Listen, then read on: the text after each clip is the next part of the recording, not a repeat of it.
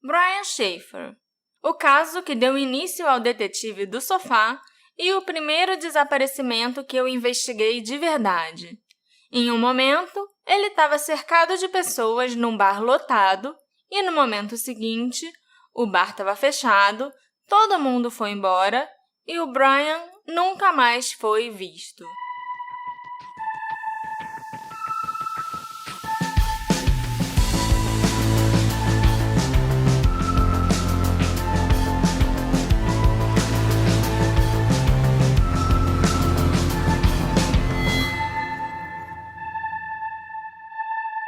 Olá, assistentes! Bem-vindos a esse episódio maravilhoso e icônico do Detetive do Sofá. Eu sou a sua host, Marcela, e hoje nós vamos falar de um caso que é muito especial para mim. A primeira vez que eu li sobre o desaparecimento do Brian Schaefer, tudo me pareceu tão surreal e eu perturbei tanto o Alexandre contando o caso para ele e querendo discutir teorias que ele sugeriu que eu criasse um blog. Eu gostei da ideia, escrevi sobre o Brian e eu não fiquei satisfeita com o que eu tinha escrito. Na verdade, o problema não era a escrita em si, era que eu tinha certeza que aquela história estava mal contada e eu precisava saber mais. Isso gerou um segundo post sobre o Brian Schaefer e o Alexandre começou a me perturbar dessa vez para criar um podcast também. Agora eu tô aqui contando tudo que eu descobri sobre o Brian nos últimos 2 anos para vocês no meu podcast, que já foi ouvido mais de 100.000 vezes, em 52 países diferentes. Uau! Tá feliz, Alexandre? Eu tô muito feliz, Marcela. O caso do Brian Schaefer é um dos desaparecimentos mais misteriosos e um dos mais famosinhos que aparecem em listas de YouTube e tal. De tão estranho que ele chama atenção, né? Mas eu também tô feliz por outro motivo, porque parece que você tem um anúncio pra fazer? Tenho sim. Depois de anos de blog e 40 episódios de podcast, eu acho que vocês já conseguiram entender a minha proposta. E eu vou te contar, dá muito trabalho, viu? São muitas horas do meu dia investigando, procurando fontes, falando com as pessoas para trazer esses episódios que vocês têm ouvido. E eu quero me dedicar cada vez mais aos nossos episódios para não só trazer os mistérios aqui para vocês, como, quem sabe, resolver alguns. Por isso, a gente está oficialmente começando a nossa campanha de financiamento coletivo para quem puder apoiar o Detetive do Sofá e a gente conseguir fazer um podcast ainda melhor para vocês. A campanha inicialmente tem o objetivo de primeiro cobrir os gastos que a gente já teve, né? A gente comprou microfone, interface de áudio, eu comprei um curso de como começar um podcast, né? E isso aí já causou um rombozinho no nosso bolso, que seria legal ser reposto pelo próprio podcast. É verdade. Daí pra frente, a ideia é investir num equipamento melhor, transformar o nosso escritório num estúdio mesmo, que tenha menos eco e que o programa tenha uma qualidade melhor, né? Mas é aquilo, a Marcela, ela gasta muitas horas do tempo dela fazendo os roteiros e seria legal ter um retorno por todo esse trabalho que ela faz aqui, que só eu sei. Você mora comigo, né? E o Detetive do Sofá tem uma enorme equipe por trás dele que precisa ser remunerada, né? Tem a Marcela, que é a jornalista, que investiga. Tem eu, que edito. Tem o rapaz, que vem todo mês olhar o medidor da luz. Tem o moço que passa nossas compras no supermercado.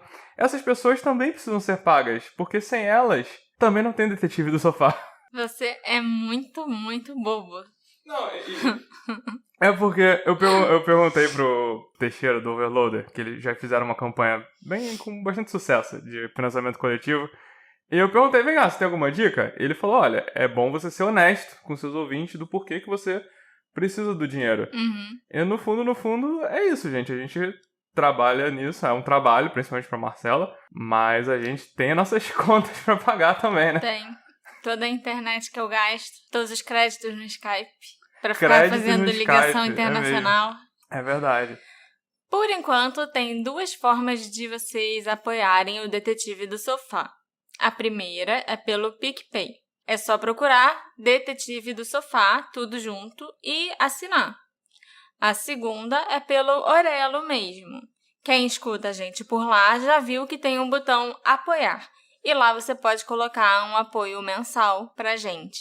E quem apoiar a gente com R$10 ou mais vai ser convidado para fazer parte do nosso grupo secreto. E a gente quer que nesse grupo secreto a gente discuta os nossos casos, tanto antes e depois dos episódios irem ao ar, além de criar a nossa comunidadezinha legal de detetives. Então, quem puder contribuir para a gente e nos ajudar a continuar crescendo e melhorando a qualidade do podcast, por favor, procura a gente no PicPay ou na Orelo. Isso aí, gente. E aí, esse recadinho tá dado, então vamos ao episódio? Me senti fazendo propaganda do Criança Esperança. Para doar R$10 ou mais, entre no site. Brian Randall Schaefer era um estudante de medicina do 2º ano da Ohio State University. Ele foi visto pela última vez em 1º de abril de 2006. Ele foi visto no circuito interno de TV, do lado de fora de um bar chamado Ugly Tuna Saloon, às 1h55 da manhã. Ele tinha 27 anos na época do desaparecimento. Eu tenho pesquisado o desaparecimento do Brian há pelo menos 2 anos. Eu acho que não deve ter nenhum comentário, mensagem ou artigo sobre ele na internet que eu não tenha lido.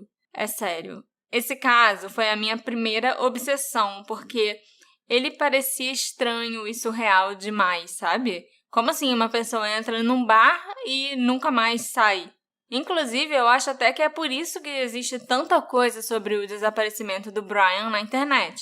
Tem muita gente tão obcecada quanto eu por esse caso. Se vocês fizerem uma busca rapidazinha assim no Google, vocês já vão conseguir ler vários artigos, vídeos e achar até outros podcasts contando a história do desaparecimento dele. Não, vídeo tem um monte. E eu lembro que quando você começou a pesquisar isso, e você não tinha com quem conversar, você falou, faz um favor pra mim, pesquisa o que você puder sobre o Brian Schaefer, só pra eu poder conversar com você a respeito. E foi o que eu fiz. Eu peguei o primeiro vídeo do YouTube, porque é isso que eu sempre faço. E aí ela foi me passando as coisas, me contando. E o resto da história, estamos aqui. Estamos aqui. Mas, apesar de ter tanta coisa sobre o desaparecimento do Brian, quase não tem nada sobre o Brian em si, sabe? Sobre a pessoa que ele era, sobre a vida dele. Tudo que tem aí fora é sobre o dia em que ele sumiu e o que aconteceu desde então. Por isso que uma das primeiras coisas que eu fiz quando eu comecei a escrever sobre o Brian para o blog do Detetive do Sofá foi encontrar amigos e parentes que pudessem me contar mais sobre ele. Não, eu lembro que mais ou menos o que falava sobre ele era aquele padrãozinho. Era um cara com tudo pela frente. Era um cara na faculdade de medicina. Ele tinha uma namorada que amava ele. Ele era perfeito, com a vida perfeita. Exatamente. Olha, ele era bonito. Ele era muito, muito gato, meu Deus. Então, desculpa, amor. Então. Pode cortar essa parte se você quiser. Não. Então, exatamente. Eles fazem esse padrão que é o clichê de toda pessoa desaparecida. A pessoa sumiu, mas todos os amigos gostaram. Eles iluminavam cada ambiente que entravam. Era a alegria das festas. Então, assim, realmente, como a Marcela falou, não tem muito sobre a vida dele, porque é esse clichê de conversa de pessoas desaparecidas, né? Mas eu sei muito sobre a vida dele agora. Então, conta aí pra gente.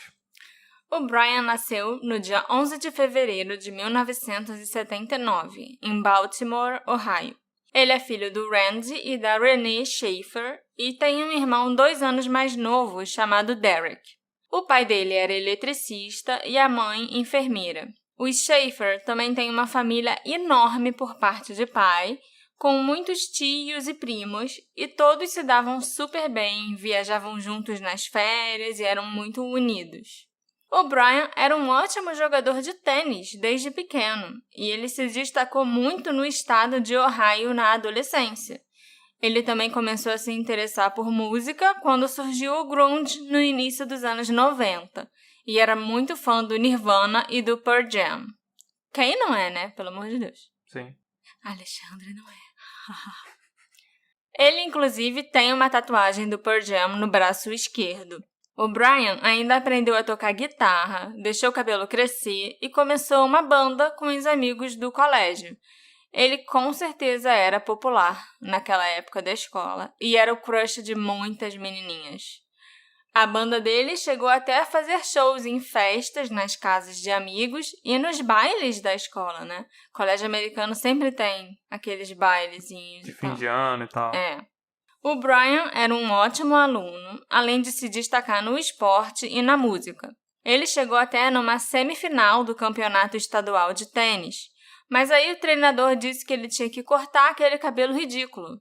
E ao invés de cortar o cabelo, o Brian ligou, foda-se, largou a competição, largou o tênis também e passou a jogar só por hobby. Eu gostei disso. Foi uma jogada interessante. Eu também gostei. Tipo, o que o cabelo influencia no jogo de tênis, sabe? Então, vai tomar no cu esse treinador. Perde o seu melhor jogador. Em maio de 97, ele se formou na escola e no mesmo ano, o Brian começou a trabalhar num outlet da loja JCPenney. Lá, ele conheceu a Shelley e os dois começaram a namorar e entre idas e vindas, eles ficaram juntos por cerca de 7 anos. Esse foi o relacionamento mais longo que o Brian já teve.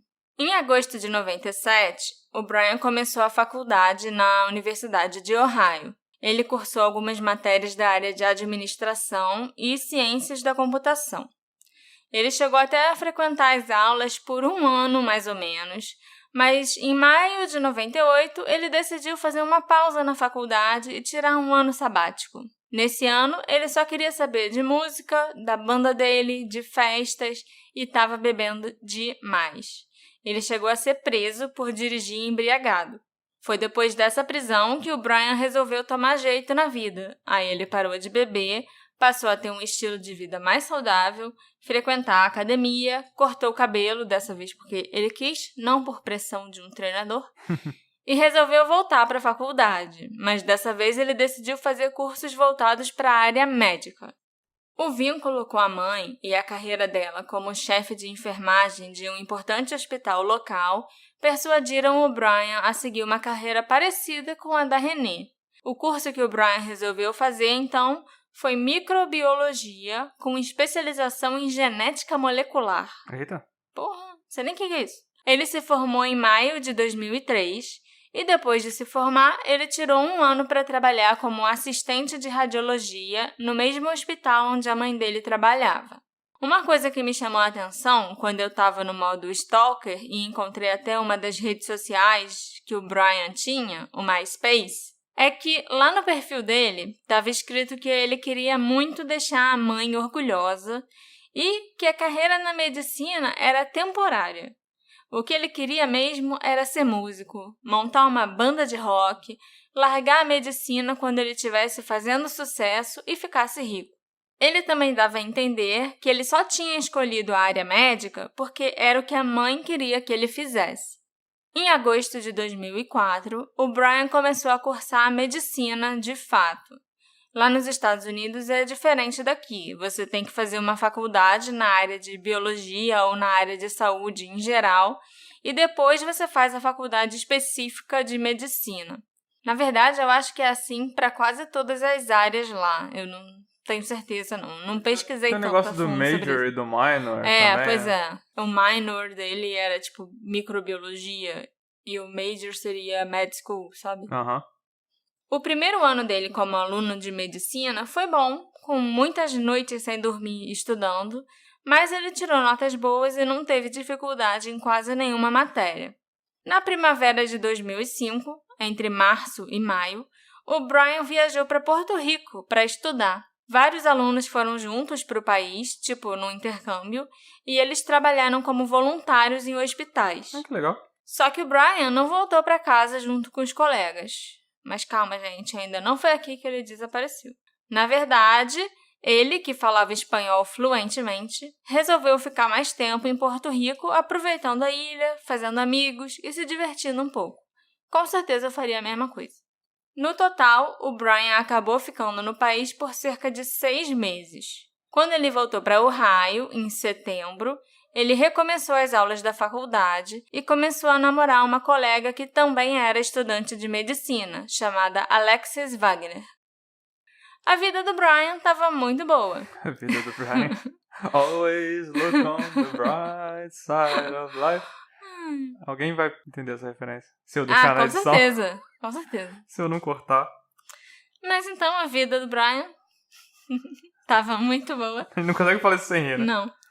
Até que a mãe dele, a Renée, foi diagnosticada com um tipo bem raro de câncer nos ossos em novembro de 2005.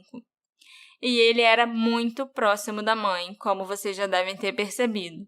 O Brian continua na faculdade, continua namorando a Alexis, mas ele não estava indo tão bem assim nos estudos porque ele estava muito preocupado com a mãe. No Natal de 2005, que foi o primeiro Natal do Brian e da Alexis juntos, a Renée queria dar um presente bem especial para os dois.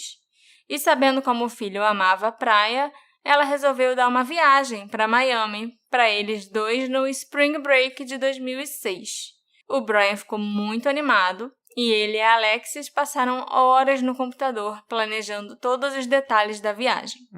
Mas a felicidade e a expectativa pela viagem foram colocadas em segundo plano quando a saúde da Renée começou a piorar. Enquanto ela estava no hospital, o Brian sempre ficava fazendo companhia para ela e eles conversavam muito, inclusive sobre o relacionamento dele com a Alexis. A Renée deixou claro que ela desejava que o Brian se tornasse médico e que ele se casasse e constituísse uma família. E ela achava que a Alexis era a escolha perfeita para ser esposa dele. Pouca pressão, né, que a mãe estava fazendo. Coitado do Brian. Meio que no leito de morte, né?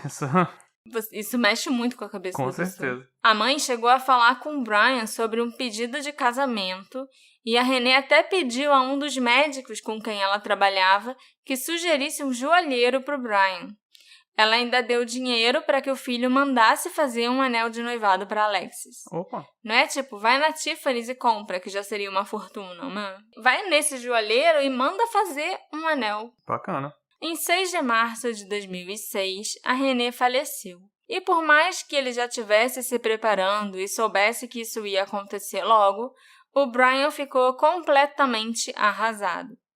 O funeral da Renée era algo para que o Brian não estava pronto, sabe? Ele não estava preparado para enfrentar. Normal. Ele chegou mais de 1 hora atrasado no velório. Ninguém conseguia falar com ele no celular. E, quando ele apareceu, dizendo que tinha dormido demais, o pai e o irmão ainda começaram uma briga com ele, no meio do velório. Barraco no velório. Nas 3 semanas após a morte da mãe, os amigos dizem que o Brian parecia estar lidando bem com a perda dela. Ele continuou frequentando as aulas e começou a se preparar para as provas finais. No dia 17 de março, quando se comemora o St. Patrick's Day, não sei explicar direito o que é isso, eu sei que todo mundo usa verde. Tem a ver com o irlandês.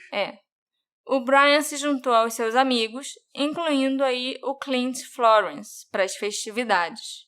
A Meredith Reed também estava com eles. E esses 2 nomes são bem importantes e vocês ainda vão ouvir muito sobre o Clint e a Meredith, porque eles 2 estavam com o Brian no dia que ele desapareceu. Clint e Meredith. Mas voltando para 17 de março, tinha muita bebida rolando e um desentendimento aconteceu entre os 3, o Brian, o Clint e a Meredith. E a noite terminou repentinamente. O Brian saiu da festa e voltou para o apartamento dele, muito puto da vida. O Clint já tinha sido roommate do Brian e eles se tornaram amigos em 98, logo que o Brian entrou na faculdade de microbiologia. Mas, por causa de algum outro desentendimento, o Clint se mudou. Os 2 eram muito amigos, mas viviam brigando, tipo cão e gato. Na semana seguinte, aconteceram as provas finais da faculdade. É claro que o Brian não estava ansioso para a prova. Ninguém fica ansioso para fazer provas. Mas ele estava bem ansioso para o final de semana. Uhul! E para o início do Spring Break. Porque até a viagem. Ele ia para Miami com a Alexis para passar a semana. E ele tinha planos para aquela sexta-feira, dia 31 de março, de jantar com o pai e depois ir beber uns drinks com os amigos. A semana passou, o Brian fez todas as provas e a sexta finalmente chegou. A Alexis, inesperadamente, teve que fazer uma viagem para casa, na cidade de Toledo, para ver a família dela e o cachorro que estava doente. Mas ela voltaria no domingo à noite, porque segunda era o dia da viagem dela e do Brian para Miami. E assim, nós chegamos ao dia do desaparecimento de Brian Schaefer. Então ele nunca foi nessa viagem. Nunca foi nessa viagem. Um homem entra num bar e nunca mais é visto. Parece até que eu tô falando de um truque de mágica, mas é o melhor jeito de resumir o que aconteceu com o Brian Schaefer. Ele começou a noite, na sexta-feira, jantando com o pai, Randy, no restaurante Outback. De acordo com o Randy, o Brian parecia cansado por causa das provas finais, mas nada parecia fora do comum. Depois que eles jantaram, o pai deixou o Brian no apartamento dele, onde ele esperou a chegada do amigo Clint para que eles pudessem começar a noite. Os dois, então, se prepararam para sair, tomaram 1 ou 2 cervejas no apartamento do Brian e saíram a pé para um bar próximo ao campus chamado Ugly Tuna Saloon. O Brian e o Clint chegaram no bar por volta das 9h30 da noite. A Alexis ligou para o Brian por volta das 11 horas. Eles conversaram um pouquinho, disseram que estavam com saudades e tal. Conversinha fofinha de namorar. Depois disso, o Brian e o Clint foram para outro bar ali perto, chamado The Northern Tavern. O Brian estava muito sociável naquela noite, bebendo com várias pessoas diferentes, falando com todo mundo que ele encontrava e ligando para vários amigos, convidando todo mundo para se juntar a ele. No Northern Tavern, depois dele ter... Na verdade, em todos os bares que ele foi, desde quando ele foi a chegou no... vários bares? Ele foi a 3 bares, sendo que no Ugly Tuna ele foi 2 vezes. Caraca. E desde o início da noite ele já estava nessa vibe de ligar para todo mundo, chamar todos os amigos, tipo, vem me encontrar, Depois de beber no Northern Tavern, o Brian e o Clint ainda foram para um terceiro bar, chamado Brothers Bar, onde eles chegaram por volta de 11h40 da noite. E foi quando eles estavam nesse terceiro bar que o Clint ligou para Meredith Reed e a convidou para se juntar a eles dois. Opa, o trio. O trio fatídico. Então, a Meredith se encontrou com eles no Brothers Bar. A Meredith achava que o Brian era muito atraente e ela tinha uma quedinha por ele. Mas o Brian nunca se interessou por ela, não. Pelo jeito, todo mundo tem quedinha por ele. Até você tem quedinha por ele. Você viu a foto dele, amor? Se você tivesse uma quedinha por ele, eu não ia estranhar. Porque todo mundo tem uma quedinha por ele. Ele era muito bonito. O Clint, por outro lado, era afim da Meredith, sim, e já estava tentando ter alguma coisa com ela há um tempinho. Por isso que ele quis chamar a Meredith para se juntar a eles naquela noite. Depois que o Brian desapareceu, a Meredith até começou a sair com o Clint e eles ficaram juntos por alguns meses. Olha eu fazendo fofoca do triângulo amoroso. Não foi um triângulo, né? Pra Meredith, na cabeça dela, devia ser um triângulo. Entendeu? Sim. A Meredith estava de carro e depois de encontrar o Clint e o Brian no Brothers Bar, os 3 voltaram para o Ugly Tuna, onde o Clint e o Brian tinham começado a noite. Os 3 podem ser vistos nos vídeos das câmeras de segurança, subindo a escada rolante e entrando no Ugly Tuna Saloon por volta de 1h15 da manhã. É porque a entrada é a escada rolante, né? A entrada principal, né, do bar é pela escada rolante, sim. Esse era o 4º programa deles da noite, né? Na verdade é o 5º do Brian, né? Se a gente parar pra pensar que ele ainda tinha ido jantar com o pai. Quando os 3 chegaram ao bar, o Clint viu uma conhecida dele, chamada Amber, sentada num banquinho com uma amiga e foi falar com ela. O Clint era assistente de um dos antigos professores da Amber e era assim que eles dois se conheciam. O Clint e a Amber se cumprimentaram e ficaram conversando um pouco. O Brian e a amiga da Amber, que estavam ali junto com os dois, então se apresentaram um ao outro e começaram a conversar também. Onde a Meredith estava nesse momento, eu não sei, mas nem a Amber, nem a amiga dela, a Brighton, se lembram de terem visto a Meredith com os dois. Quando já era umas 15:45 da manhã, a Brighton e a Amber resolveram ir embora, e o Brian disse que ia acompanhar as duas até o carro. Olha que cavalheiro! Os 3 saíram do bar e ficaram um tempo conversando no hall próximo à entrada. 1h55 da manhã, do dia 1º de abril de 2006, o Brian e as 2 meninas saem do alcance da câmera e vão para um ponto cego. Depois disso, não há mais imagens de Brian Schaefer. Isso dentro do bar ou fora do bar? fora do bar, perto da escada rolante. Porque tinha a escada rolante, aí tinha, né, um hallzinho e a porta do bar. Você falou que ele foi para um ponto cego da câmera depois que ele se despediu das meninas. Sim. Mas essa câmera não pegou ele saindo do bar. Não pegou ele descendo para essa escada rolante e indo embora. Nunca pegou ele por ali. As duas meninas, a Amber e a Brighton, voltam a aparecer nas imagens 1h58 da manhã, quando elas começam a descer as escadas rolantes para irem embora do bar. E o Brian não foi com elas até o carro como ele tinha dito que faria. Eu conversei com a Brighton e eu perguntei o que tinha acontecido naqueles minutos entre eles irem para o ponto cego e elas irem embora, né? Entre 1h55 e 1h58 da manhã. Uhum. Segundo a Brighton, eles só saíram de onde eles estavam para não atrapalhar a passagem. Tipo, foram andando para um cantinho, sem nem perceber, saírem da linha de visão da câmera. Uhum. Eles ficaram conversando. Aí a Brighton entrou no Ugly Tuna de novo para ir ao banheiro rapidinho e o Brian continuou ali no mesmo lugar esperando a Brighton voltar com a Amber. Então ela voltou e os três se despediram. Quando as duas saíram do local e andaram em direção às escadas rolantes, a Brighton disse que o Brian estava parado quase em frente à porta do bar, no mesmo lugar onde eles três tinham ficado conversando mesmo. E ele não falou o que ele faria depois que elas fossem embora. Ele só se despediu e ficou olhando as duas saírem e descerem pela escada rolante. A Brighton também me disse que não aconteceu nada de suspeito naquela noite, que ele não disse nada de estranho e também não tinha gente esquisita assim por perto nem nada anormal que ela tenha notado.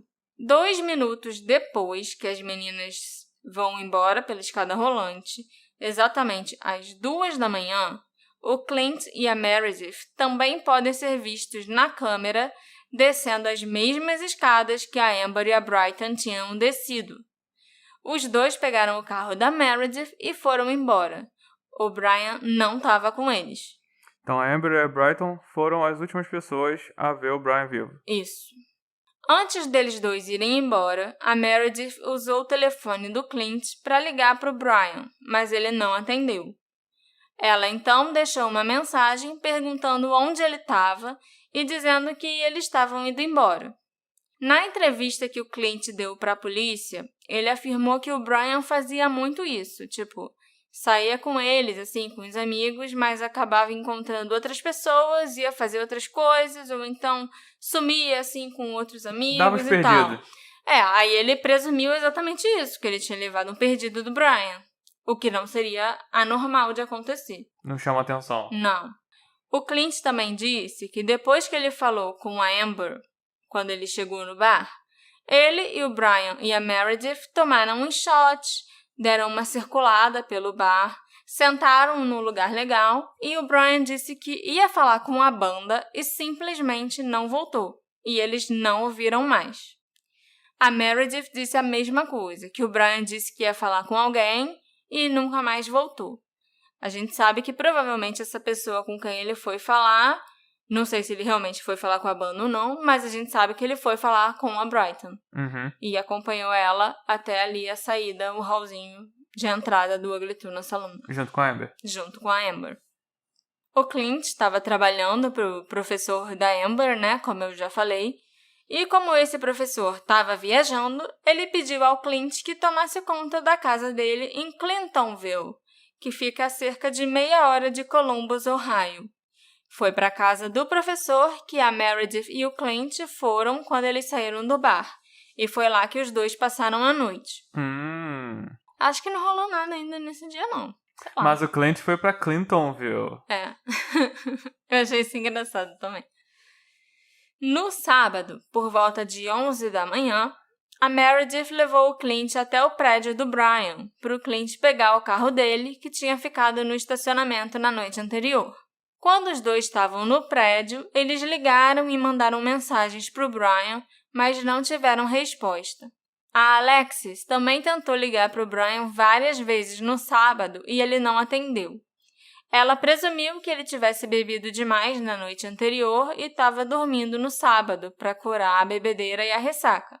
Então, a única coisa que a gente sabe sobre o sábado, dia 1º de abril, é que as pessoas não conseguiram mais falar com o Brian. Alexis era a namorada que estava em outra Toledo, cidade. Isso.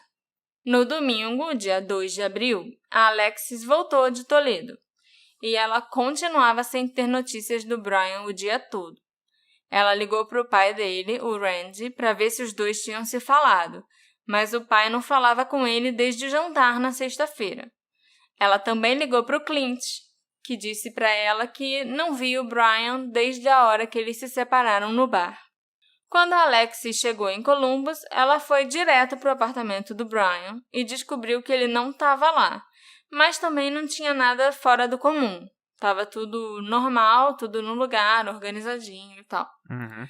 E logo depois que a Alexis chegou, o irmão do Brian, o Derek, apareceu no apartamento a pedido do pai e encontrou a Alexis lá. Todo mundo começou a ficar preocupado, achando que podia ter alguma coisa errada. Mas eles só tiveram certeza no dia seguinte, segunda-feira de manhã, porque o Brian não apareceu no aeroporto para pegar o avião para Miami com a Alexis. Ela ficou esperando e ele não apareceu e nem ligou para dar notícias. O pai dele, o Randy, então, foi até a polícia e fez o registro de ocorrência do desaparecimento de Brian Schiffer. A polícia começou as buscas pelo Brian no Ugly Tuna Saloon, o bar onde ele foi visto pela última vez. Como a área onde o bar ficava tinha altos índices de criminalidade, o Ugly Tuna tinha instalado câmeras de segurança na entrada principal e uma câmera na saída dos funcionários, uma porta que tinha acesso restrito, e a câmera era acionada quando a porta abria e tirava fotos do que estava acontecendo. Dentro do bar, não tinham câmeras. O Ugly Tuna ficava no segundo andar de um prédio comercial. No andar de baixo, tinha um hall enorme na entrada e um cinema. No andar do bar, tinha só o Ugly Tuna funcionando naquela época. A outra parte do andar estava em obras porque um novo restaurante ou uma loja de departamentos ia abrir ali. Então, a obra tinha começado para trocar o piso e fazer outras reformas. Tinham alguns tapumes de madeira separando a área do bar dessa parte toda que estava em obra, mas não era tão difícil alguém passar por ali se quisesse. Na verdade, a Brighton me disse que era bem comum as pessoas irem para o outro lado do tapume quando queriam falar no telefone, para se afastarem do barulho do bar. Esse local, onde tinha a obra acontecendo, tinha uma escada de incêndio que levava ao primeiro andar do prédio, e não tinham câmeras por ali. Já no primeiro andar, tinha câmera só na saída de emergência, que era uma saída que ficava na parte de trás do prédio. Na frente, na entrada principal, não tinha câmeras. Mas aquela câmera específica da saída de emergência não gravou nada porque o segurança que estava monitorando as câmeras naquela noite resolveu ficar brincando com a câmera para ficar olhando as mulheres, ao invés de deixar a câmera apontada para a saída e fazer o trabalho dele. Tipo, deixa eu ver aqui se essa mulher é gata, deixa eu ver os peitos dela, e dá um zoom, entendeu? O que eu acho engraçado é que seria muita coincidência que no dia que o cara resolveu fazer isso, uma pessoa desaparece. Muito provavelmente ele trabalhava fazendo isso. Exatamente. Todo dia ele ligava a câmera e tipo, cara, que bosta. Aí ficava, vamos ver isso aqui, vamos ver isso aqui. Ele ficava fazendo isso toda noite.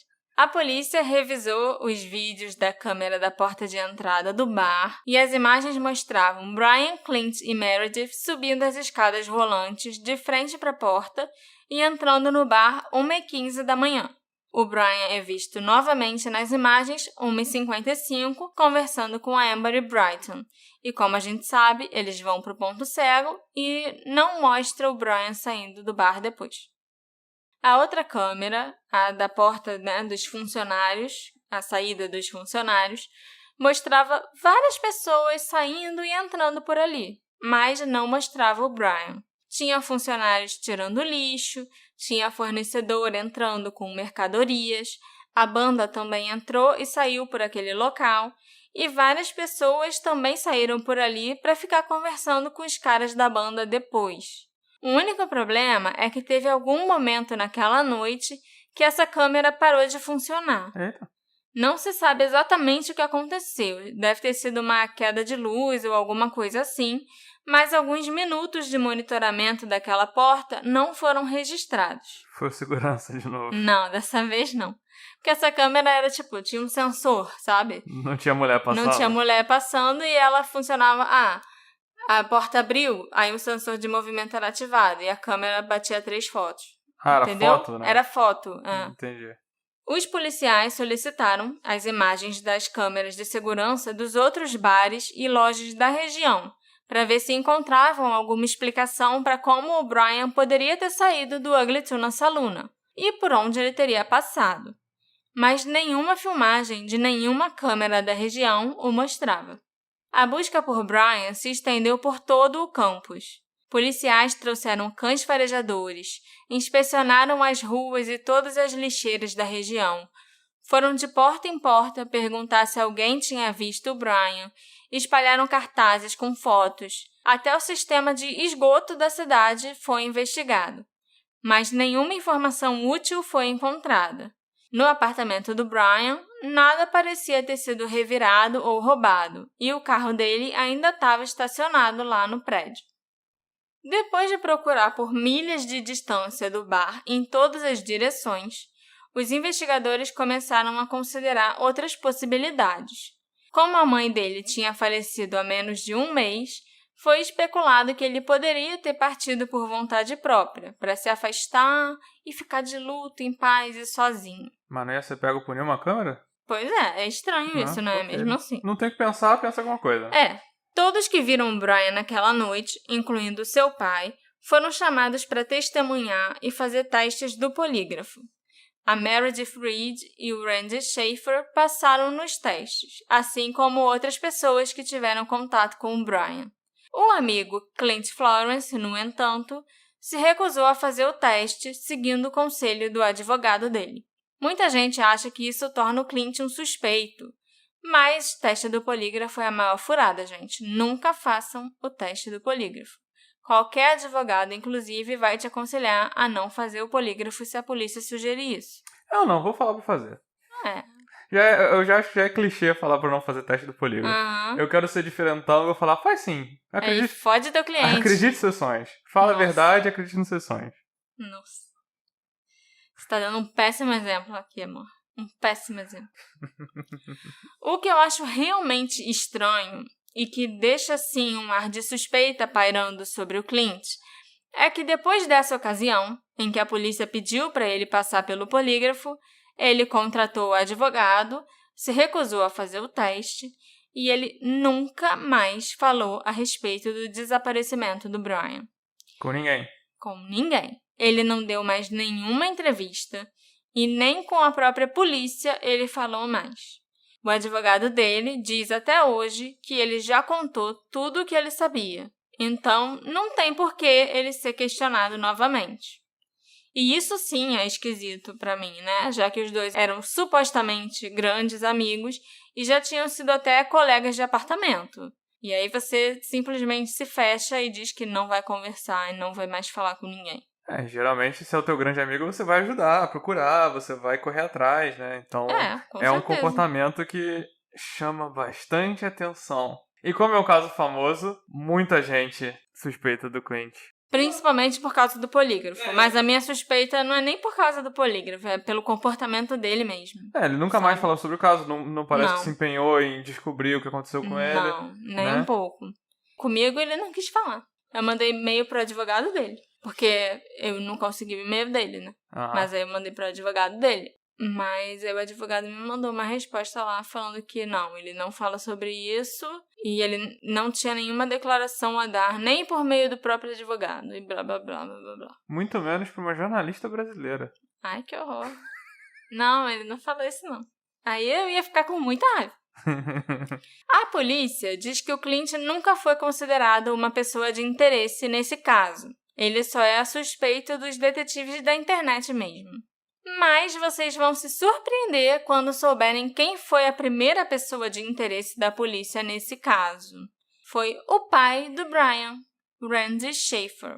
Segundo John Hurst, um investigador responsável pelo caso do Brian, o Randy mandou cancelar os cartões de crédito dele logo que o Brian sumiu.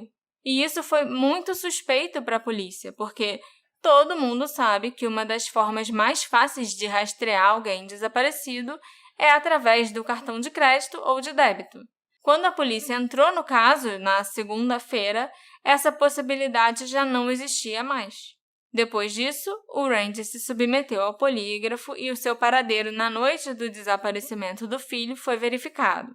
A polícia concluiu que não tinha por que suspeitar do Randy, que ele só tinha feito besteira mesmo. Não, e o cartão de crédito é bom porque se alguém roubou, se alguém ficou, era um jeito de correr atrás, né? Mas segunda de manhã, o Brian não apareceu no aeroporto, o Randy achou que tinha alguma coisa errada. Enquanto ele estava indo para a delegacia, ele já ligou para o cartão de crédito e mandou cancelar. Meu Deus, ok.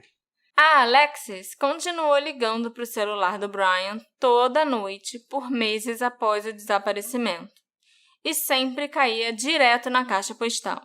Mas uma noite, em setembro de 2006, o telefone chamou 3 vezes. Eita. Ela ficou eufórica, porque era a primeira vez que isso acontecia. Ela ligou para o pai do Brian, para o irmão dela, para os amigos, e por 2 dias, direto, o telefone ficou chamando até ir para a caixa postal. Ah, chamou 3 vezes, mas nada aconteceu. Caiu depois. Caiu depois, ninguém atendeu. Foi para a caixa postal. Foi para a caixa postal. Mas isso não aconteceu só dessa vez, porque todo mundo que ligava, o pai do Brian ligava, o irmão do Brian, o irmão da Alexis, os amigos, todo mundo ligava e o telefone chamava, e ia para a caixa postal. Uhum. Sendo que antes disso, desde a noite que ele desapareceu, quando a Meredith tentou ligar ainda dentro do Ugly Tuna, ia direto para a caixa postal, entendeu? Nem chamava. Isso foi 5 meses depois, né? 5 meses depois. A polícia e a companhia telefônica jogaram um balde de água fria na Alexis e em todo mundo, né? Dizendo que provavelmente foi uma falha do sistema que estava sobrecarregado. E depois desses 2 dias chamando, o telefone voltou a ir direto para a caixa postal quando alguém ligava. Até hoje o celular do Brian nunca foi encontrado. Era um modelo antigo, daqueles de flip, sabe? Pretinhos, tipo Motorola, sei lá o quê. Aham. E ele não tinha GPS. É um telefone de 2006, né? Não era smartphone, não era iPhone. Não, mas em 2006 os telefones já tinham GPS. Os modelos novos que estavam saindo naquele ano já tinham GPS, entendeu? O modelo do celular do Brian não tinha. Mas a gente vai falar com mais detalhes sobre o celular do Brian e as comunicações das torres com o aparelho telefônico mais tarde, calma. Ok. A polícia recebeu muitas pistas, mas nenhuma resultou em descobertas. Foram investigados possíveis avistamentos de Brian no Michigan, no Texas e até na Suécia. O Randy Schaefer, que tinha perdido a esposa em março e depois o filho ainda sumiu em abril, coitado. Se você contar, em 1 mês ele perdeu 2 pessoas, Sim. basicamente. Ele continuou as buscas pelo filho por conta própria e contratou um detetive particular chamado Don Corbett. O Randy também consultou videntes, e um deles disse que o corpo do Brian estava na água, próximo a um pier ou uma ponte. O vidente disse isso? O vidente disse isso. Ok. O Randy, então, junto com o Derek, irmão do Brian, e um grupo grande de familiares e voluntários e amigos, passou muito tempo fazendo buscas nas margens do rio Olentangy, que flui pela cidade de Columbus, mas nada foi encontrado. Em setembro de 2008, o Randy faleceu num acidente muito bizarro, quando uma árvore caiu e o acertou fatalmente no próprio quintal dele. Tinha acontecido uma tempestade na cidade e tinha até um alerta de furacão rolando, então as pessoas tinham que ficar dentro de casa e se proteger. Mas quando ele achou que a chuva tinha diminuído e o perigo tinha passado, o Randy foi lá fora para ver o quadro de luz, trocar um fusível e ver os danos que a tempestade tinha feito. Enquanto ele estava lá no quintal, eu acho que ele estava pegando o gerador na garagem para levá-la para dentro, uma árvore caiu em cima dele e ele morreu. Meu Deus. Como não era para as pessoas saírem de casa por causa dos alertas, ele só foi encontrado morto no dia seguinte. Que horror. Pois é, coitado. Eu achei que ele ia morrer, tipo, levando um choque, um raio, alguma coisa assim, né? Porque Tempestade. você não pode mexer em eletricidade no meio do temporal. E, tipo, um alerta de furacão. Às vezes ele também pode ter sido levado pelo furacão, vai saber. Mas o coitado teve uma morte meio boba, né? Meio idiota. Sim. Eu morro de medo de ter uma morte idiota. Você sabe disso, né, amor? Sim. Outro dia, a minha irmã, a Gabi, foi saltar de asa delta no aniversário dela. Tipo, vou fazer 30 anos, vou comemorar, vou saltar de asa delta. Eu pensei, que legal, vou lá ver qual é, né? Fazer companhia pra ela no aniversário. Sim. E ver ela saltar. Aí eu fui, mas aí a gente chegou lá em cima. Aí o instrutor tava mostrando pra ela, montando a asa. E aí ele virou pra gente e falou, vão ali vocês duas naquela rampa, que é tipo a rampa que as pessoas correm e saltam. Mas a rampa, ela é meio inclinada, assim, tipo, pra baixo. Sim. E eu entrei em pânico. É um precipício. É um precipício. Mas eu sou muito desajeitada. E aí eu só comecei a pensar em como ia ser idiota se eu, tipo, tropeçasse ali, caísse no precipício e morresse. Aí o Alexandre ia ter que explicar pra todo mundo, até pra vocês no podcast, que eu morri num acidente... Idiota. Na Pedra Bonita, um acidente... de asa delta. Mas ela não tava na asa delta, não, sabe? Ela... Foi ver a irmã saltar, tropeçou, caiu e foi parar lá embaixo, morreu. Ela morreu num acidente de asa delta. Ela só caiu no morro. A asa delta é uma coisa perigosa mesmo. Ela não tava na asa delta. Ela foi na plataforma, tropeçou, caiu e morreu. Eu vou mentir, se você morreu de uma forma idiota, eu minto pra todo mundo, eu prometo. Mas vamos parar de falar de morte idiota e voltar pro episódio. Sim, tá bom. Voltando ao caso. O obituário do Randy foi postado online, junto com um livro de condolências virtual em que as pessoas podiam deixar mensagens para o Randy e para os familiares. Poucas horas depois que esse obituário entrou no ar, no site da funerária, apareceu uma mensagem no livro de condolências que dizia: "Para papai, com amor, Brian", entre parênteses, Ilhas Virgens Americanas. Isso sugeriu que o Brian tinha ido embora para começar uma nova vida em outro lugar, provavelmente as Ilhas Virgens Americanas no Caribe. Isso é uma pista. É uma pista. Quem descobriu essa mensagem no site, cerca de 5 minutos depois que ela foi postada, foi o John Corbett. O detetive particular. Isso, exatamente. Que ligou para a polícia imediatamente informando o que tinha acontecido. A polícia investigou e concluiu que a mensagem tinha sido postada de um computador público na biblioteca de um condado próximo. A polícia concluiu que provavelmente era só uma piada de mau gosto. Essa biblioteca não tinha câmeras de segurança, então até hoje a gente não sabe quem esteve lá para postar essa mensagem. Então essa pista não deu em nada e provavelmente foi alguém de sacanagem. É. Já estava famoso o desaparecimento do Brian nessa altura? Não. Tava famoso em Ohio. Não, sim. Mas não tava famoso nacionalmente, muito menos internacionalmente, entendeu? Uhum. Naquela época em que eu escrevi os artigos sobre o desaparecimento do Brian no blog do Detetive do Sofá, eu resolvi procurar os conhecidos, familiares e pessoas envolvidas no caso em geral para saber como elas estavam e em que pé andavam as investigações e as opiniões pessoais de cada um sobre o que eles achavam que aconteceu com Brian Shaffer. A primeira pessoa que eu procurei foi uma mulher chamada Lori Davis, que é administradora de um grupo no Facebook chamado Find Brian Shaffer. Ela também mantém o site findbrianshaffer.com no ar há muitos anos. Então eu quis saber qual era o relacionamento dela com o Brian ou a família dele, já que ela faz tantas coisas e ela é tão ativa, né, nesse caso. Mas ela não tem nada a ver com a família. Ué? Ela nunca conheceu o Brian. E ela só foi conhecer o pai do Brian depois que o Brian já tinha sumido. Ela era uma curiosa. Ela era uma curiosa. O que me deixou com a pulga atrás da orelha. Lógico, né? Porque a mulher mantém o site no ar, pagando por uma hospedagem, por um domínio, para uma pessoa que ela nem conheceu. Hoje em dia eu sei mais sobre a Lori e eu já percebi que ela gosta muito de drama.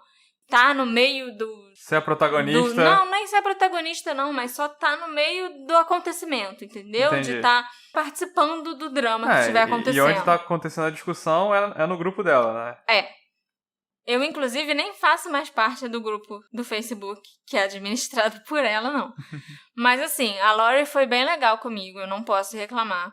E ela me deu boas dicas na época sobre com quem eu devia conversar para aprender mais sobre esse caso.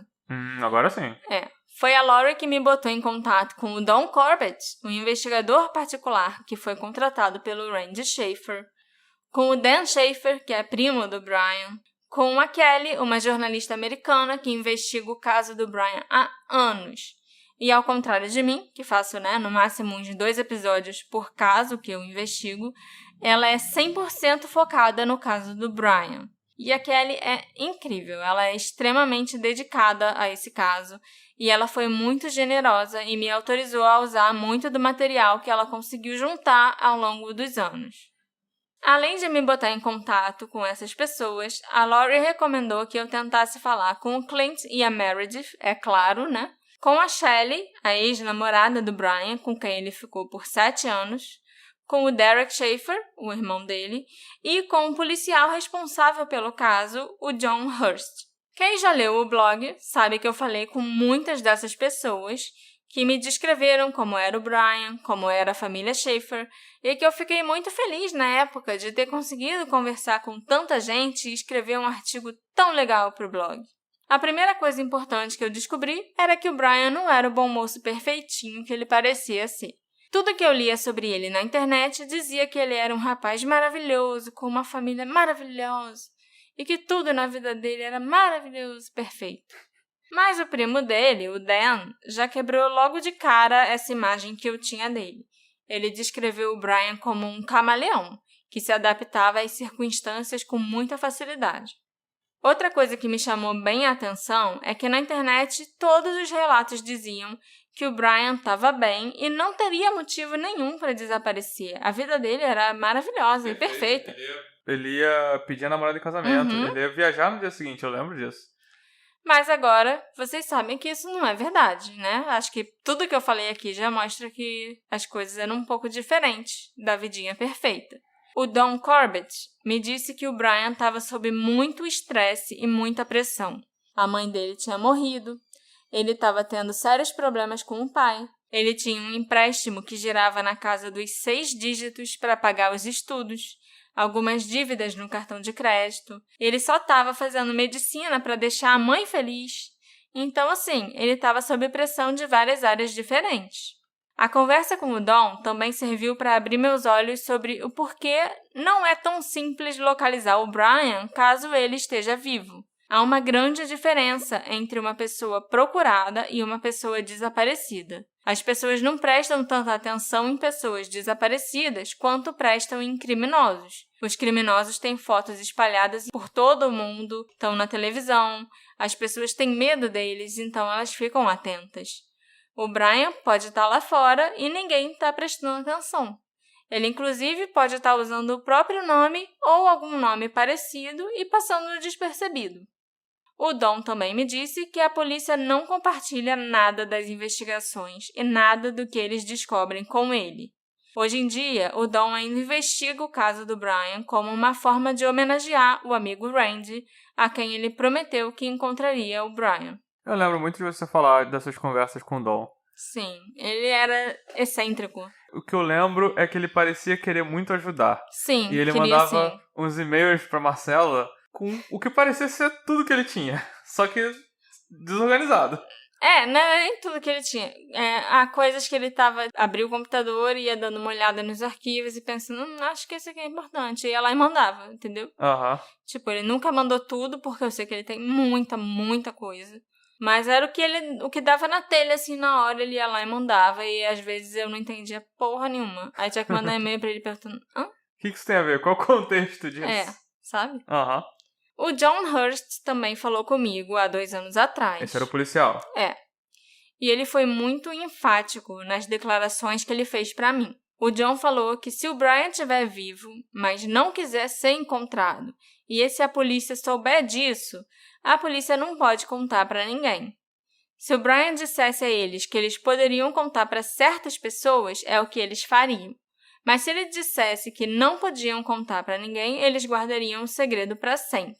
Eu não... Foi uma declaração meio esquisita, sabe? Que, tipo, ele não respondeu nada que eu perguntei, só falou o que ele queria. E assim, Acho que muita gente faz isso comigo, me deixa triste. Mas, ok. Não, mas mesmo assim, o John Hurst falou que se o Brian estiver vivo, a polícia não tem... A polícia, se encontrar, não tem obrigação de notificar as pessoas que estão procurando por ele. Sim, pelo né? contrário. Se ele falar não fala pra ninguém, a polícia tem a obrigação de não falar pra ninguém. Eu não consigo entender isso. Eu não consigo entender que isso é uma coisa que funciona.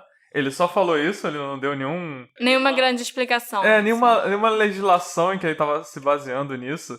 Falou, não, porque ele tem o direito de sumir e tal. E, por exemplo, se fosse uma criança, com certeza isso não faz sentido. Não, a criança não teria esse direito de escolher. Se fosse embora, alguém que sabe? tá fugindo de uma dívida, a mesma coisa, sabe? Sim, mas a questão, e isso eu perguntei pro Dom sobre essa fala do John Hurst.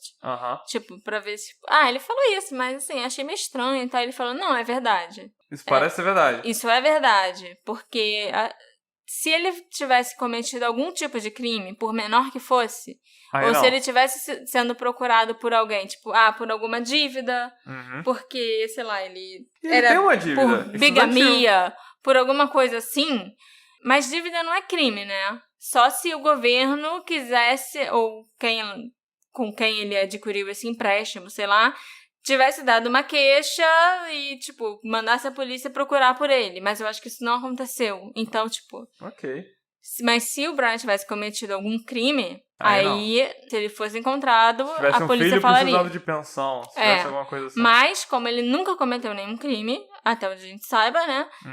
O Dom falou pra mim que é verdade. Se a polícia encontrar ele e falar, não quero ser encontrado, não quero que ninguém saiba que eu tô vivo, então a polícia não pode falar pra ninguém que ele tá vivo, entendeu? Entendi. Eu acho isso esquisito, pra falar a verdade. O Dom não gosta muito do John Hurst, não. Isso é uma coisa que eu acho engraçada, sabe?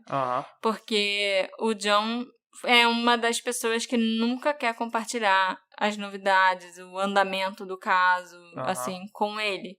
Existem muitos casos em que a polícia compartilha, assim, o andamento, as pistas, tudo com os detetives particulares que a família contrata. E mesmo ele sendo contratado pelo Randy Schaefer, ele não tinha acesso a nada. Entendi. Tudo que ele conseguiu foi por conta própria. Entendi. Ou então pedindo favores para amigos que ele tinha por aí na polícia. O que é engraçado é que naquela época eu achava que o Dom parecia meio estranho, meio paranoico, sabe? Você deve lembrar disso. E que o John Hurst parecia ser um investigador sério e centrado em quem eu devia confiar. Hoje em dia, a minha opinião mudou completamente. É lógico que isso aconteceu porque eu descobri muita coisa nova que eu ainda vou compartilhar com vocês. Eu não consegui falar com o Clint, com a Meredith, com a Shelley, nem com o Derek. Na verdade, eu até falei com o Derek Schaefer, mas foi por e-mail. E quem estava respondendo o e-mail era a mulher dele, não era ele próprio. Então, assim, eu não trouxe isso pro episódio, sabe? Mas quem quiser encontra tudo isso lá no blog. E vocês sabem também, porque eu já mencionei aqui no episódio mais cedo, que eu conversei com a Brighton, a última pessoa, pelo menos oficialmente, a ver e conversar com o Brian Schaefer antes dele desaparecer. Além do que eu já contei para vocês, eu também quis saber sobre o que eles dois tinham conversado. Mas a Brighton não lembra. Foi uma noite muito louca. Já se passaram uns 15 anos e os dois estavam bem bêbados. A Brighton só lembra que eles flertaram bastante, que eles ficaram se provocando, que ele deu beijo no pescoço dela e ela deu o número do telefone dela pra ele. Lembrando que ele tinha namorada, tá? Coisa muito feia. Mas ninguém resistia ao Brian Schaefer. Mas era ele que tava fazendo isso. Pô, ele tava dando em cima da mulher. A Brighton ainda vai ser muito importante mais pra frente, porque ela trabalha na AT&T, uma operadora bem famosa de celulares lá nos Estados Unidos, e foi ela quem me explicou como funciona a comunicação dos telefones com as torres, o que a gente chama de ping, né? Quem é ligado no True Crime também já tem uma noção básica dos pings que a gente fala. E ela foi bem legal ao me explicar muitas coisas que eu não sabia e que vão ser muito importantes nesse caso.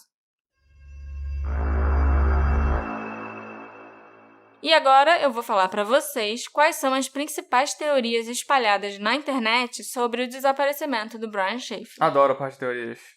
A primeira delas é que o Brian saiu do bar no fim da noite sem ser notado e foi vítima de um crime ou acidente seguido de ocultação de cadáver, enquanto ele ia para casa. O Clint disse no depoimento que o Brian ia conversar com a banda. O bar estava fechando. Talvez o staff tenha fechado a porta principal quando pensaram que todos os clientes já tinham saído, sem perceber que o Brian ainda estava lá dentro. Talvez ele realmente tenha ido conversar com a banda e ficou lá até depois que o bar fechou. Aí ele pode ter saído com a banda ou com os funcionários do bar pela porta de serviço e foi caminhando para casa sozinho quando ele encontrou um possível criminoso. Isso naquele momento que a câmera parou de funcionar? Sim. Ou até no meio de um monte de gente da banda e ninguém reparou que ele estava ali, né? Uhum. A segunda teoria envolve o suposto Smiley Face Killer. Em tradução literal, é o assassino da carinha feliz. Olha só que fofo. Oh, muito fofo. Corpos de jovens universitários Não tão brancos. fofo. Parou de ficar fofo rápido. Corpos de jovens universitários brancos do sexo masculino foram encontrados afogados em rios ou lagos após uma noite de bebedeira. Essas vítimas foram encontradas em 11 estados diferentes, a maioria no meio oeste, especialmente Minnesota e Wisconsin. Acredita-se que esses homens não se afogaram por acidente, e sim que foram afogados por um ou vários serial killers, que deixavam sua marca em formato de uma carinha sorridente, né? Um emoji da carinha sorridente. Em uma pichação próxima ao corpo, como em uma pedra, uma árvore ou até no chão. Essa teoria é desacreditada por vários policiais e por agências de investigação, porque as mortes ocorreram em lugares muito diversos e também porque, a carinha feliz é uma coisa muito comum que qualquer um sabe desenhar por aí. Tem carinha feliz em todas as paredes do Rio de Janeiro. Então, peraí, os policiais, não é que eles não acreditam que esse seja o caso do Brian Schaefer, eles não acreditam que exista... Que exista o Smiley Face Killer. Ok. Entendeu? Aham. Houve muita pesquisa e muita investigação envolvida nessa teoria, mas nunca teve nenhuma evidência que esse assassino seja real. E também não é plausível que o Brian esteja na categoria de vítimas do Smiley Face Killer, vide que seu corpo nunca foi encontrado, muito menos na água e com uma carinha sorridente do lado. Mas o vidente falou que o corpo dele estava na água. Então eu acho que... Será que o vidente é o Smiley Face Killer? Eu só acho que bate. A terceira teoria é que o Brian desapareceu de propósito para começar uma vida nova em algum outro lugar. Os investigadores nunca encontraram nenhuma sugestão de crime durante as investigações. E também nunca houve nenhuma atividade no celular do Brian e nenhuma movimentação nas contas bancárias e cartões de crédito após ou no dia do desaparecimento. Se alguém quisesse começar uma vida nova, eu acho que a pessoa precisaria de dinheiro, pelo menos. Então, ele tem que ter planejado isso com muita antecedência e muito bem planejado para não ter sido descoberto, sabe? E ele tava bebaço.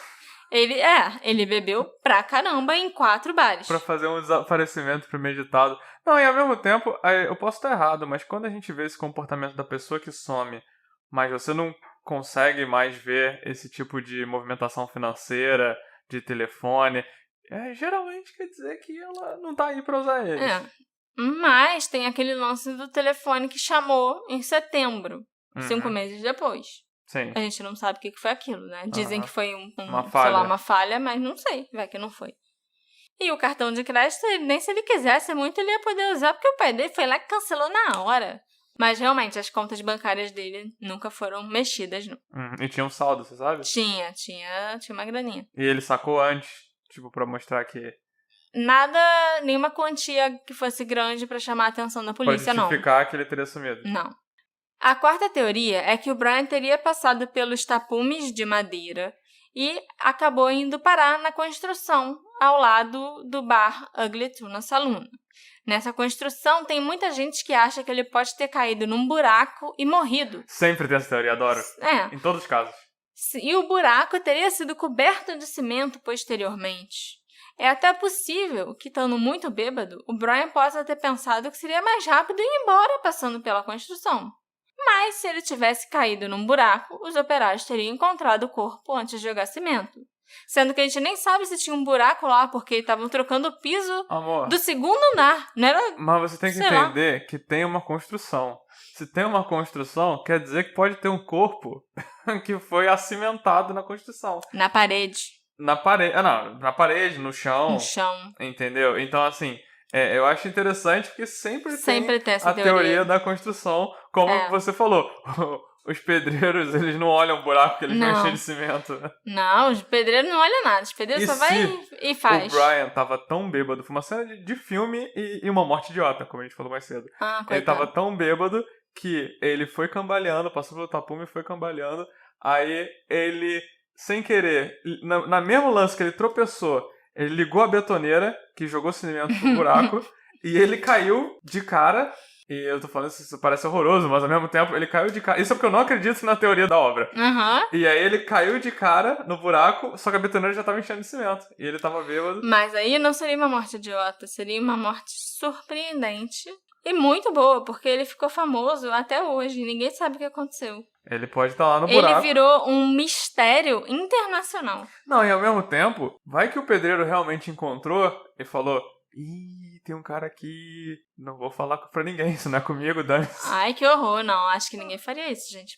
E a quinta teoria é mais macabra e diz que o Brian morreu acidentalmente dentro do bar e o Steph, preocupado com possíveis processos e investigações, teria removido o corpo do local, escondido e saído pela saída dos funcionários, se livrado do cadáver. Talvez teria até desligado a câmera dessa saída? Ela teve uma falhazinha assim de alguns minutos. Uhum. E essa teoria é apoiada pelo fato do Brian nunca ter sido visto nas imagens de nenhuma câmera saindo do bar. O problema dessa teoria é que um grupo médio ou grande de pessoas não consegue guardar um segredo desses. Quantos empregados estavam fechando o bar aquela noite? Se algo assim acontecesse, uma das pessoas não ia aguentar e ia ter comentado com algum conhecido, ou teria até ido à polícia para falar o que acontecia, ou feito uma denúncia anônima. Alguém ia fazer fofoca. Entendi. Por isso que segredo é uma coisa que você guarda só pra você. Se você tem um segredo, você não conta pra ninguém, nem pro seu marido. Ok. Concordo.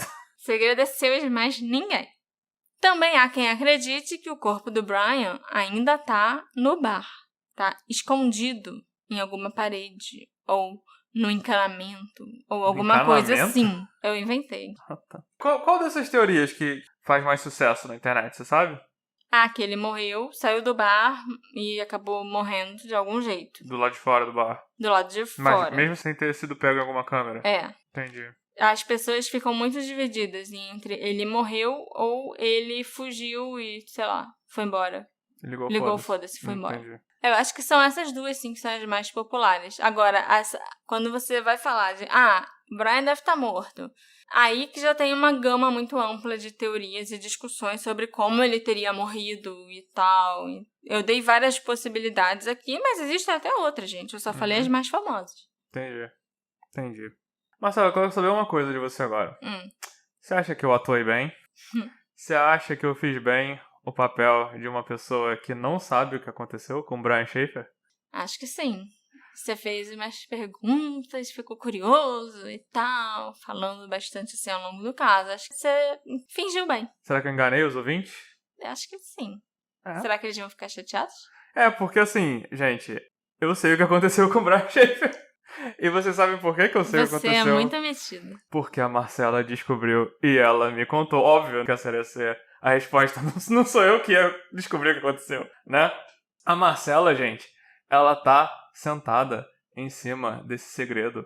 Por quanto tempo? Mais de um ano? Um ano e pouco. Tem um ano e pouco que a Marcela sabe o que aconteceu com o Brian Schaefer. E por isso, esse episódio vai ter uma segunda parte, que vai ser lançado na semana que vem, contando tudo que a Marcela descobriu. Inclusive, quem quiser um spoiler, é só ouvir o final daquele episódio que a gente fez lá atrás, sobre Elisa Lam, o nosso bate-papo no sofá número 1, lembra? Lembro. No final daquele episódio, eu falo uma parada meio nada a ver, meio solta, E tem a ver com o Brian Schaefer. Então, se vocês quiserem um spoiler, mais ou menos, voltem no final daquele episódio. E quem quiser ouvir mais cedo o que a Marcela descobriu sobre o que aconteceu com o Brian Schaefer, assim que eu terminar a edição do segundo episódio, eu vou disponibilizar para os nossos apoiadores, para o nosso grupo de detetives, e eles vão saber mais cedo o que aconteceu com o Brian Schaefer. E essa vai ser uma das vantagens de apoiar a gente, receber os episódios assim que eu termino de editar e a Marcela aprovar, eu vou soltar pra todo mundo que estiver apoiando a gente. Você é muito metido. Você chega, tipo, eu sei o que aconteceu com o Brian Schaefer.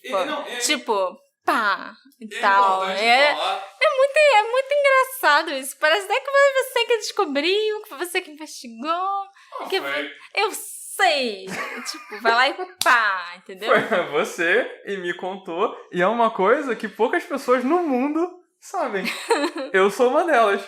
E pros meus amigos também, porque eu contei pros meus amigos, porque eu gosto de contar que minha noiva é foda e ela descobriu uma parada aí e que, meu Deus, eu explodi cabeça. Eu tenho certeza que vocês vão amar a segunda parte desse caso, porque ela é cheia de reviravoltas e revelações. Enquanto isso, apareçam nas nossas redes sociais, @detetive do sofá, e me digam se vocês já conheciam esse caso, se já tinham lido os 2 posts no blog e o que vocês esperam da nossa segunda parte. Esse episódio tem um agradecimento especial à Ana Clara Trematori e à Paula Franco, que já apoiaram o podcast pela Aurelo sem a gente nem pedir. Eu fiquei com o coração quentinho quando eu vi que o Detetive do Sofá tinha apoiadores. Então, façam como elas duas e considerem apoiar o Detetive do Sofá na Aurelo ou no PicPay, que aí eu mando um beijo pra você também. A gente ainda se encontra nessa investigação. Tchau, tchau. Tchau, tchau. Você é muito mentira, amor. Por quê? Deu pra perceber como você estava esperando pra falar isso aqui no podcast. Eu sei, quase gritou, eu sei. Sabe uma coisa que eu já fiz? Okay. Eu já cheguei em posts de pessoas que botaram, até no grupo do Facebook, aquele grupo do Crimes Reais lá, aquele grupo que eu saí porque era maluco. Aí tipo, Brian, vocês conhecem o caso do Brian Schaefer? Eu já botei lá, eu sei o que aconteceu com o Brian Schaefer. E o que alguém comentou? Alguém perguntou o quê? Aí eu falei, não posso falar, porque um dia eu vou fazer um podcast contando. Mas acredita em mim, eu sei o que aconteceu com o Brian Schaefer. Ai, meu Deus. Eu já fiz isso também no TikTok. Apareceu alguém falando sobre o Brian Schaefer no TikTok, aí eu comentei, eu sei o que aconteceu com o Brian Schaefer. Meu Deus. Mas isso tudo é orgulho de você, meu amor. Você que é foda e descobriu. Eu só tava lá e fiquei sabendo. E contei pra algumas pessoinhas. E agora, nossos ouvintes vão ficar sabendo também.